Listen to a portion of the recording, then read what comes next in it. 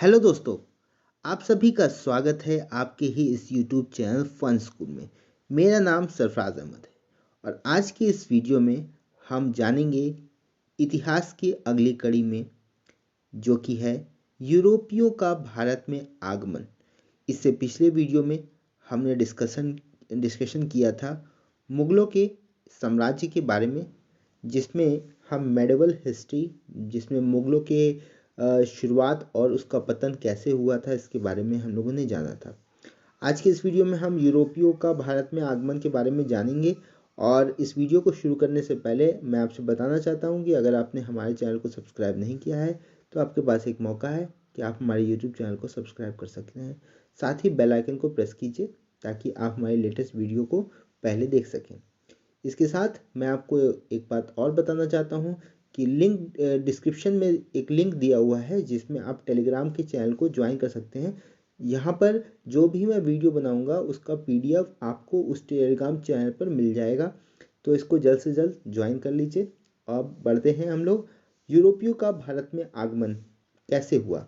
तो यहाँ पर जब मुगल का पतन हो गया, उसके बाद उसी में जब धीरे धीरे मुगलों का साम्राज्य खत्म होने लगा, तो पुर्तगाली थे वो पहले यूरोपी जो कि व्यापार के लिए भारत में आए थे। भारत में व्यापार करने के लिए पहले कौन आया था? तो जवाब इसका है पुर्तगाली। इसके बाद डच आए, फिर अंग्रेज आए, डैन आए, फ्रांसीसी आए। अब इनके बारे में हम लोग वन बाय वन जानते हैं कि सबसे पहले पुर्तगालियों के बारे में जानते हैं। तो भारत में आने वाला पहला पुर्तगाली यात्री कौन था? Vasco D gamma. भारत में पहला पुर्तगाली यात्री वास्को डी गामा था। वो अब्दुल मानी के संयोग से 1498 ईस्वी में कालीकट के शासक जैमुरिन के पास आया था। दूसरा पुर्तगाली यात्री पेट्रो अल्बरेज कैब्राल था। पुर्तगालियों ने 1503 ईस्वी में कोचीन में पहले दुर्ग का निर्माण करवाया। भारत में पुर्तगाली साम्राज्य को एस्तादो द इंडिया कहा जाता था और पहला पुर्तगाली वायसराय फ्रांसिस्को डी अल्मेडा था। भारत में पुर्तगाली साम्राज्य का वास्तविक संस्थापक अल्फांसो डी अल्बुकर्क को माना जाता है, जिसने 1509 से 1515 तक उसने साम्राज्य को बनाए रखा। और वो वहाँ का क्या था, उस टाइम का साम्राज्य का वास्तविक संस्थापक था। और उसके बाद नूनो डी कुन्हा ने कोचीन की जगह गोवा को राजधानी बनाया।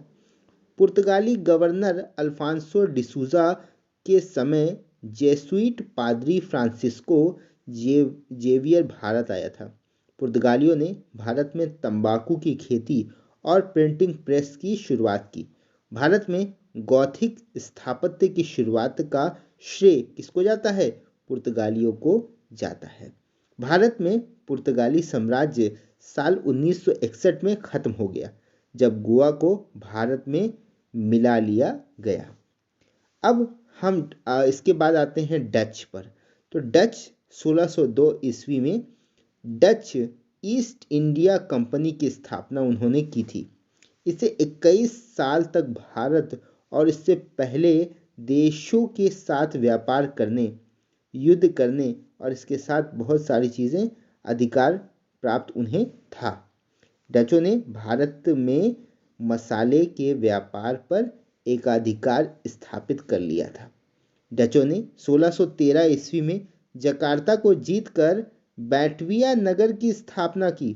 डचों ने 1605 ईस्वी में मसूलीपट्टनम में प्रथम डच कारखाने की स्थापना की। डचों ने पुलिकट में अपने स्वर्ण निर्मित पैगोडा सिक्के का प्रचलन करवाया। डचों और अंग्रेजों के बीच 1759 ईस्वी में लड़े गए बेदरा के युद्ध में डच पराजित हुए। सूती वस्त्र को निर्यात की प्रमुख वस्तु बनाने का श्रेय डचों को ही जाता है। अब इसके बाद आते हैं अंग्रेज, जो कि 1599 ईस्वी में अंग्रेजी ईस्ट इंडिया कंपनी की स्थापना उन्होंने की थी। इस समय भारत का शासक जहांगीर था। ईस्ट इंडिया कंपनी का पूरा नाम क्या था? The governor and company of merchant of trading in to the east Indies. 1600 ईस्वी में ब्रिटेन की महारानी एलिजाबेथ प्रथम ने पूर्व के देशों से 15 वर्षों के लिए व्यापार करने का अधिकार दिया था। 1608 ईस्वी में जेम्स प्रथम का दूत कैप्टन हॉकिंस सूरत आया और जहांगीर से मिलने आगरा गया था। जहांगीर ने 6 फरवरी 1613 को एक फरमान द्वारा अंग्रेजों को सूरत में फैक्ट्री स्थापित करने की अनुमति दे दी। पूर्वी तट पर अंग्रेजों ने अपनी प्रथम व्यापारिक कोठी मसूलीपट्टनम में 1611 ईस्वी में और पश्चिम तट पर सूरत में 1613 ईस्वी में स्थापित की। पुर्तगालियों ने दहेज स्वरूप मुंबई बंदरगाह ब्रिटेन के सम्राट चार्ल्स द्वितीय को दे दिया। बंबई की स्थापना गेराल्ड आगियार ने की थी।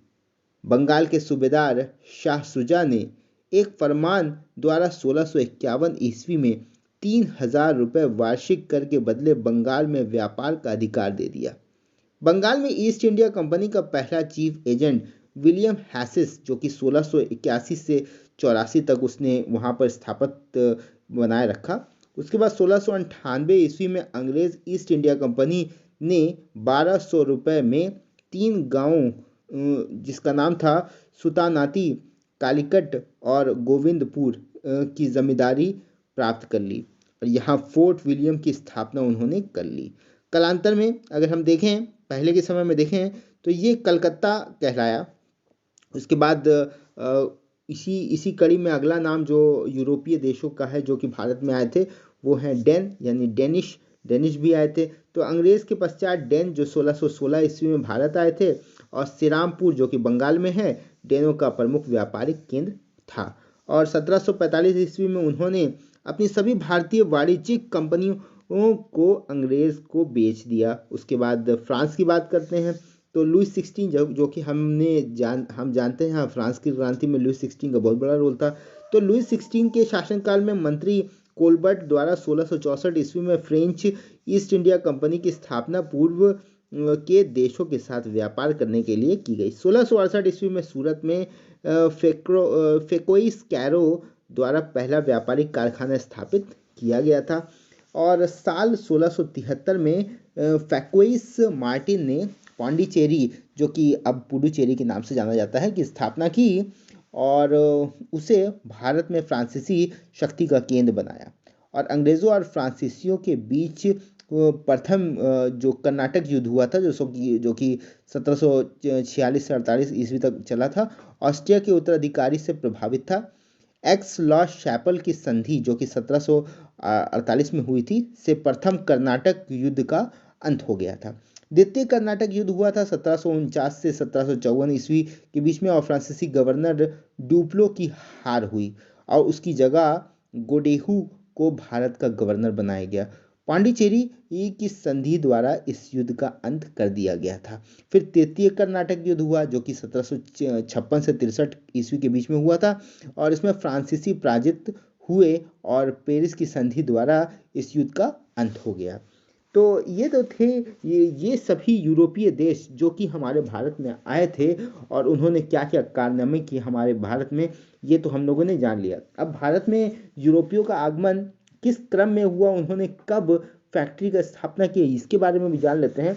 तो देखिए, सबसे पहले तो पुर्तगाली आए थे और पुर्तगाली ने जो अपना फैक्ट्री खोला था वो कोचीन में खोला था और उसकी स्थापना उन्होंने 1498 ईस्वी में की थी। फिर डच आए थे, उन्होंने अपनी पहली फैक्ट्री मसूलीपट्टनम में लगाई थी और 1602 ईस्वी में उन्होंने लगाया था।